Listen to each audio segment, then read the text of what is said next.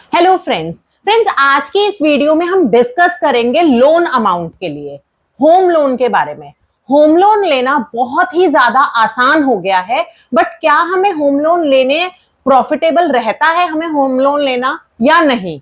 Proper आज इस video के थ्रू हम जानने की कोशिश करेंगे कि होम लोन लेना हमारे लिए ठीक है, प्रॉफिटेबल है, नहीं है। एग्जाम्पल के थ्रू जानेंगे और ये भी एंड में पता लगाएंगे कि ये हमारी हेल्प कर रहा है या हमें ट्रैप कर रहा है। तो फ्रेंड्स एक छोटा सा एग्जांपल लेती हूं मैं। सपोज 30 लाख रुपीस का हम होम लोन लेते हैं for 20 years and rate of interest let's suppose it is 8.5%। तो इसके अकॉर्डिंग हमारी जो ईएमआई जाती है मंथली वो जा रही है 26,035 रुपीज पर मंथ ईएमआई जा रही है। टोटल हम इसे रीपे कर रहे हैं 20 इयर्स में 62.5 लाख्स। तो इसमें टोटल इंटरेस्ट अगर कैलकुलेट करें तो हमारा बन रहा है 32.5 लाख का। तो फ्रेंड्स 32.5 लाख का इंटरेस्ट दे रहे हैं हम 30 लाख लोन के ऊपर फॉर 20 इयर्स। तो फ्रेंड्स खुद जज कीजिए क्या ये सही है। नेक्स्ट एक और एग्जांपल लेते हैं। सपोज हम 50 लाख रुपीस का होम लोन लेते हैं सेम 8.5% पे 20 इयर्स के लिए। अगेन हमारी इसमें ईएमआई जाती है 43,391 पर मंथ। रीपेमेंट हम कर रहे हैं 1.04 करोड़ रुपीस का। इंटरेस्ट की वैल्यू है 54 लाख रुपीस।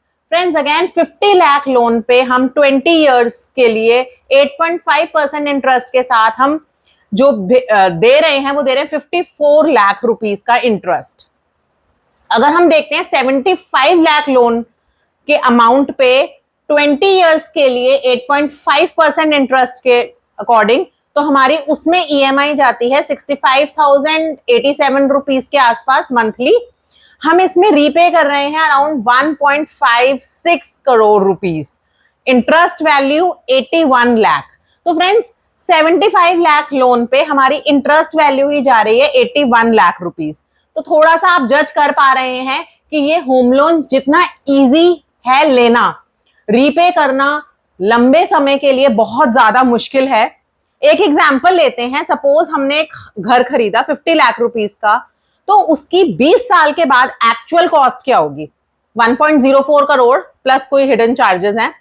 तो 50 लाख की जो हाउस है वो एंड में हमें पड़ कितने का रहा है? 1.1 करोड़ रुपीस का। और इस पे हम कितना ज्यादा लोन अमाउंट ले लेते हैं। तो अगर आपको स्मार्ट होम लोन के टिप्स चाहिए तो कंटिन्यू वॉचिंग दिस वीडियो।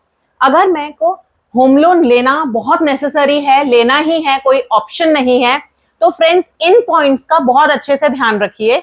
आप 30 to 40% की डाउन पेमेंट कर दीजिए इमीडिएटली। अपनी जो ईएमआईज हैं 30% EMIs should be less than 30% of your income। EMIs को कम से कम रखने की कोशिश कीजिए। अपना फ्लोटिंग इंटरेस्ट रेट चूज कीजिए, फिक्स्ड इंटरेस्ट रेट की बजाय फ्लोटिंग इंटरेस्ट रेट को चूज कीजिए।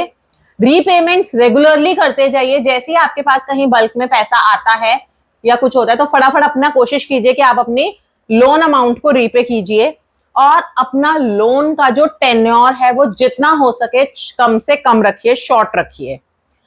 ब्लाइंडली होम लोन बिल्कुल मत लीजिए। First of all before taking loan home loan do calculations कि हमें कितनी ईएमआईज भरनी है, उसके अकॉर्डिंग अपना टेन्योर चूज कीजिए। अगर आप ब्लाइंडली अपना होम लोन के लिए जाते हैं तो definitely friends you are going to regret it for the next 20 years. So please manage your funds accordingly and think twice before taking home loan. Try कि आपकी जो अमाउंट है होम लोन की वो कम से कम हो और आप डाउन पेमेंट ज्यादा से ज्यादा कर दीजिए। Thank you friends.